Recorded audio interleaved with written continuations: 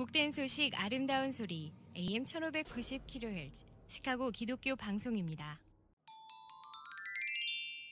KCBS 전해석 오늘 이 시간에는 지난 시간에 이어서 월드미션 처치의 김성태 목사님 모시고 이스라엘에 관한 이야기 계속 나누겠습니다.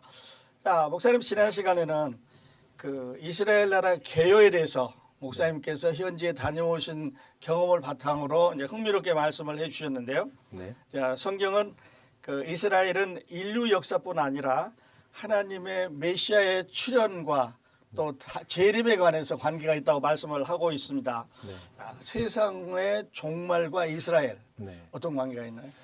네. 이스라엘이라는 나라가 실제로 재건되기 전에는 계시록에서 말씀하시는 교회나 이스라엘에 대한 상징성을 가지고 그것이 교회다라고 하는 대체 신학이 주류를 이루었습니다. 그런데 그거 대체 신학을 뛰어넘어서 실제로 이 나라가 이루어지니까 이제 하나님의 말씀이 더 직접적으로 우리에게 풀이가 되기 시작을 한 거예요. 성경에서 말씀하시는 그 예언의 말씀들이 실제로 이루어지고 있다라고 하는 증거로 이스라엘이라는 나라가 세워진 거죠. 예. 그러니까 이스라엘 나라를 우리가 모델로 보게 될 때 네. 그 하나님의 말씀인 성경이 실제로 살아있다.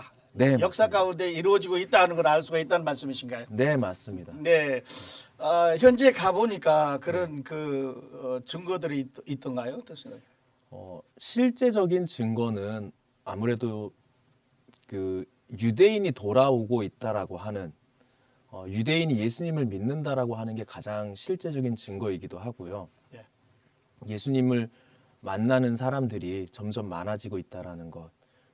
그리고 그들이 예수님을 만남으로써 그들의 삶이 변화되고 있다라는 것이 그게 굉장히 큰 증거이기도 하면서 동시에 그들의 삶이 하나님을 섬기는 삶에서 예수님을 믿는 삶으로 변화되었을 때에 그들이 알고 있는 하나님에 대한 지식과 예수님에 대한 믿음이 합쳐지면서 성경의 말씀이 실제적으로 그들의 삶에서 이루어지고 또 그들의 삶뿐만 아니라 이방인들의 삶에게까지 그대로 이어지는 것을 눈으로 확인할 수가 있습니다.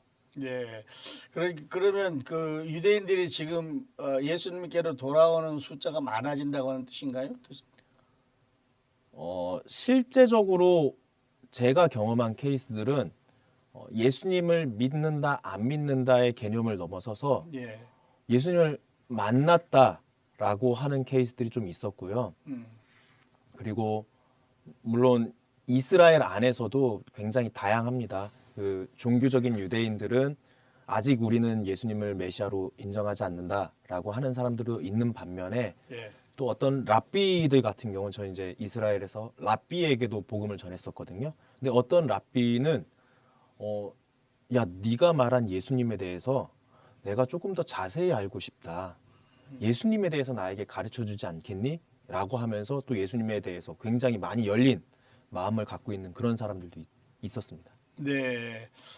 자, 그리고 이제 역사적으로 보면 목사님, 네. 이 지구상에서 이제 나라가 없어졌었잖아요, 한때. 네. 그리고 다시 나라가 이제 현실적으로 재건이 됐습니다.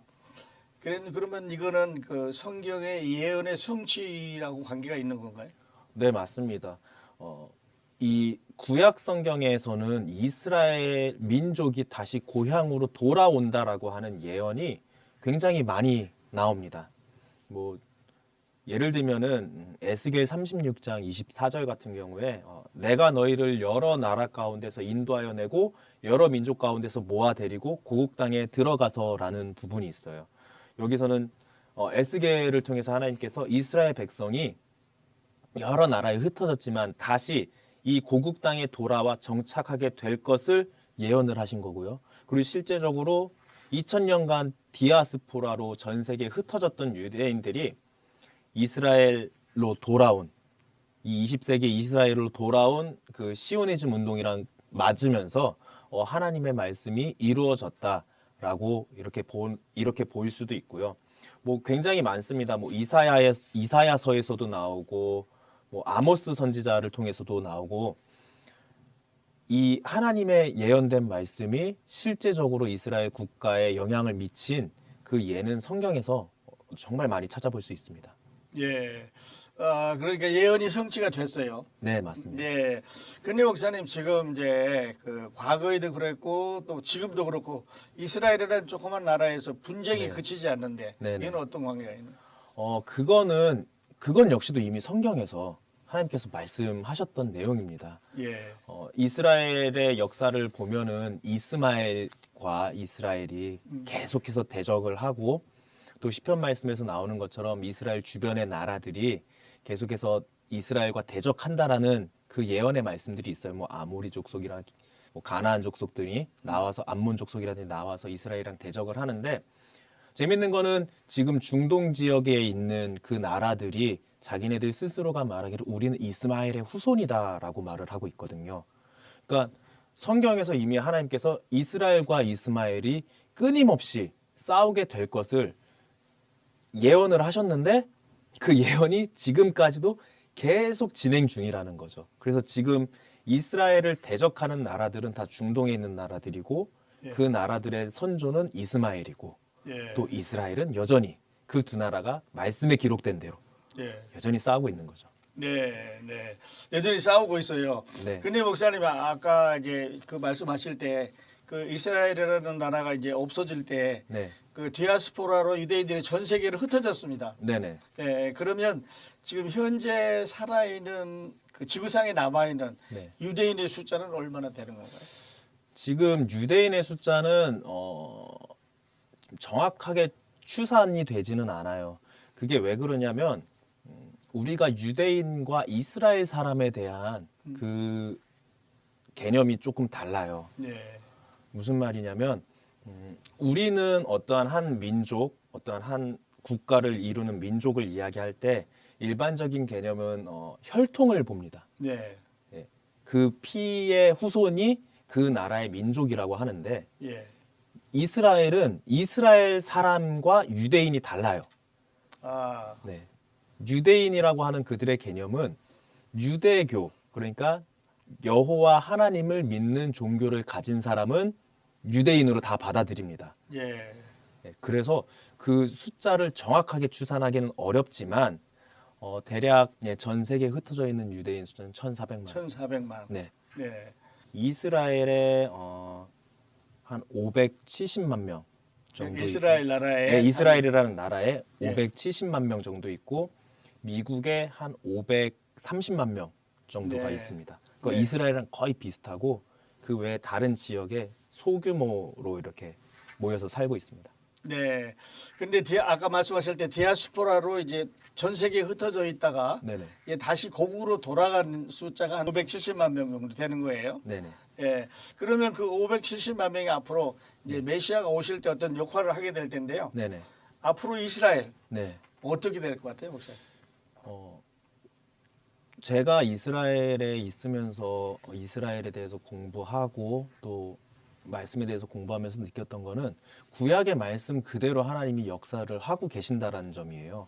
근데 구약 성경에 보면은 말이 다른 이방인 10사람이 유대인 한 사람의 옷자락을 잡고 일어서서 하나님께 경배하고 예배한다라는 구절이 나오거든요. 결국 이스라엘 그 민족이 다시 하나님 앞에 제사장 나라로 서게 될 것이고 그럼 그들을 통하여서 하나님 그리고 예수님의 이름으로 사람들이 모여서 주님의 오심을 기다리며 예배하는 날들이 이루어지게 될 거라고 저는 그렇게 생각합니다. 네. 성경 말씀 그대로 이루어지는 거예요. 그리고 네. 지금 이루어져 가고 있어요. 네, 맞습니다. 네. 아까 목사님이 전편에서 말씀하기를 지금 현재 일어나고 있는 분쟁도 네네. 그 메시아의 종말을 이루기 위한 과정이라고 말씀을 하셨는데 네. 그렇게 되는 건가요? 네, 맞습니다. 성경 말씀 그대로 지금 진행되고 있다라고 네. 저는 그렇게 보고 있습니다. 네. 그래서 성경은 네. 그 이스라엘 나라라고 하는 모델을 두고 하나님 어떻게 역사하시는가 하는 걸 우리에게 보여주시는데 네네. 우리 그리스도인들에게 참 경종이 되는 그런 지역이고 또 그런 민족이에요. 네, 맞습니다. 네. 그래요, 목사님. 목사님과 흥미로운 또 유익한 대화 나누다 보니까 시간이 다 됐는데요. 못다한 이야기 또 네. 목사님 더 연구하시고 더 네네. 공부하셔서 우리 청취자들에게 나눠주시기를 바라겠고 끝으로 우리 기독교 방송 청취자들에게 목사님 전하시고 싶은 이야기 있으면 전해주시고 오늘 인터뷰 줄이도록 하겠습니다. 네. 노아의 시대가 이 시대의 표적이고 노아의 그 사람들의 모습은 예수님의 십자가를 거부하고 그리고 하나님의 은혜를 하나님의 은혜를 무시하는 그러한 시대, 사람들이 자기 소견에 따라 옳은 대로 행하는 그러한 시대였는데 지금 이 시대를 보면서 그 시대가 지금도 동일하다라고 저는 그렇게 보이더라고요. 근데 결국은 하나님께서 노아를 부르신 것도 아브라함을 부르신 것도 이스라엘 민족을 부르신 것도 결국은 예배자, 하나님 앞에 온전히 서는 예배자로 세우기 위해서 부르셨다라고 저는 그렇게 보고 있기 때문에 이 기독교 방송을 함께 청취하시는 모든 분들 한 분 한 분이 주님 앞에 온전히 서 있는 예배자가 되어서 우리가 하나님 앞에 온전히 서기를 원합니다. 예, 우리 모두가 예배자가 되어서 그 예배자가 되기 위해서는 우리가 예수 그리스도를 구주로 영접해야 돼요. 네, 맞죠. 당연하죠. 예. 네, 그래서 우리 기독교 방송이나 목사님 교회들이 하는 일 아니겠어요? 네, 맞습니다. 네, 네. K10의 초대석 오늘은 월드미션 처치의 김성태 목사님 모시고 시상에서 가장 관심 가는 나라 이스라엘에 관해서 이야기를 나눴습니다. 자, 목사님 더 연구하시고 더 좋은 재료 가지고 또 네. 나오셔서 방송국 청취자들에게 나눠주기 바랍니다. 네, 오늘 나오셔서 알겠습니다. 감사합니다. 네, 감사합니다. 시청해주신 애청자 여러분 감사합니다. K10의 초대석은 교계는 물론 동포사회의 열린 공간입니다. 저는 다음 시간에 또 다른 화제의 주인공 모시고 여러분 찾아뵙겠습니다. 안녕히 계십시오. 감사합니다.